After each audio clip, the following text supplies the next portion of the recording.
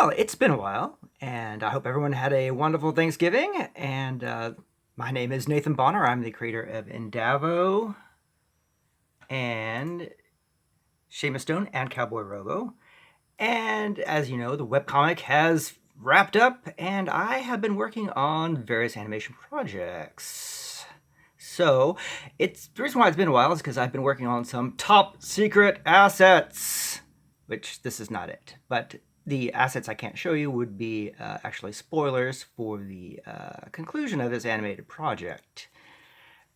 So we're not going to go there today. But this is what I've been working on so far. So this is the Reliance. It's a ship, a military cargo vessel for the Sulin Union of Planets, SUP.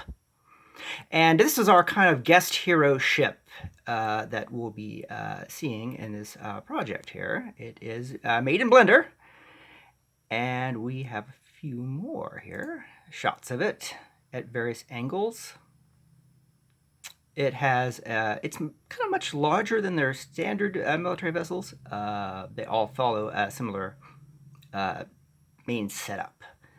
The purple sections are actually removable cargo containers, and it has capability to launch fighters from various bays as well that open.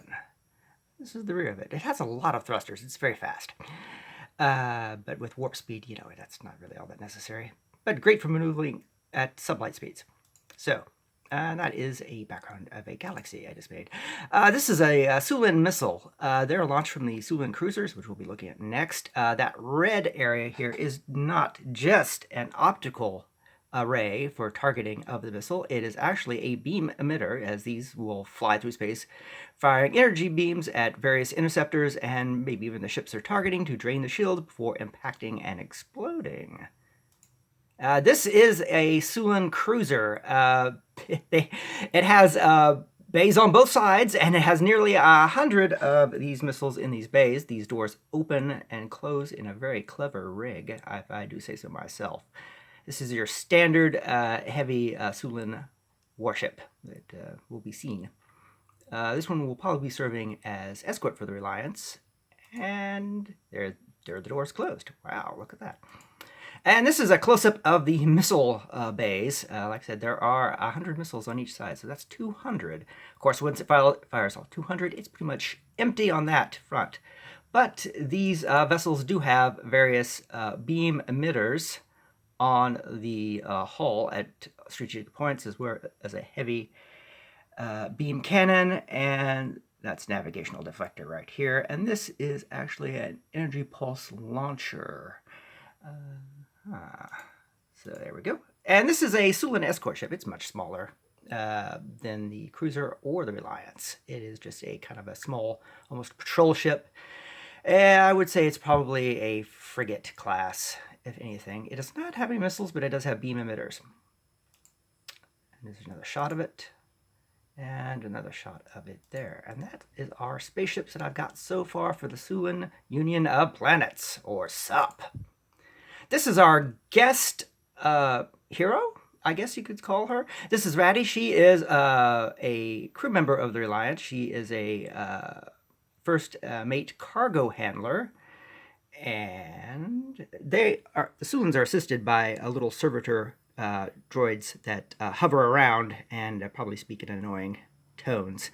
They move things by basically tractor beams, which is similar to the repulsors that they use to stay afloat. If I get that right, there we go. See, it's got a turn. If I can get the right command to work. Aha, there we go. See, it's got a turn. It can turn in 360 degrees. And it can also go up or down as the case needs to be. And when it talks, it has a little voice feature that will basically light up. Just basically a 1-2 configuration there for talking and not talking as it goes. So let's go on here. This is the full body shot of Ratty here in her duty uniform.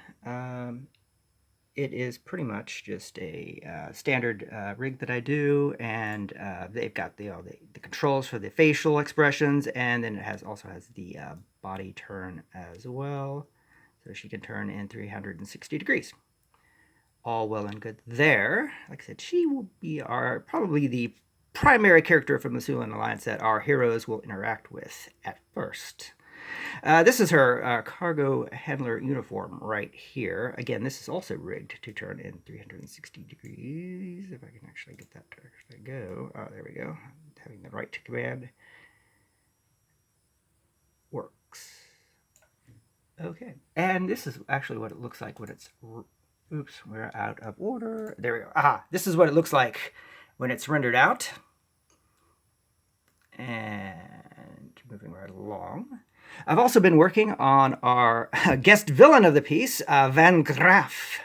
He is a majestic villain from the Empire of the Sword, who actually come from Desert Prime. He is also has pointy ears too. The Sulan Union of Planets and the Empire of the Sword basically have bisected the galaxy that they inhabit, and there have been many years of peace. But now the Empire of the Sword has become aggressive and has new technology, and leading the efforts is Van Graaf, who is not the leader of the Empire. He is basically the son of the Emperor, and a bit of a pain in the keister, if you would believe it. And also here, this is what one of their soldiers is going to look like. His rig's not finished yet, so he can't turn quite all the way yet, but it's getting close. It's getting very, very close. Next up would be the battleships for the Empire of the Sword, and then we're talking some interiors, and then it's on to scripting. I've got to script all this out and then storyboard it to figure out exactly what I'll need to do with the other assets, because some assets may not need to move in 360 degrees, and save a little bit of time on the rigging. And then it's just a matter of making sure the script's tight, and then the animation can finally begin. Now, this is going to be a very long project because I don't do small ones, which is a character flaw of mine. So it could be quite some time before the completed project is out. However, I do expect to maybe have the pre-title sequence of about 5 minutes done. Maybe 4 or 5 months, possibly. We'll see how the scripting goes. So thanks for watching, and I hope to see you soon.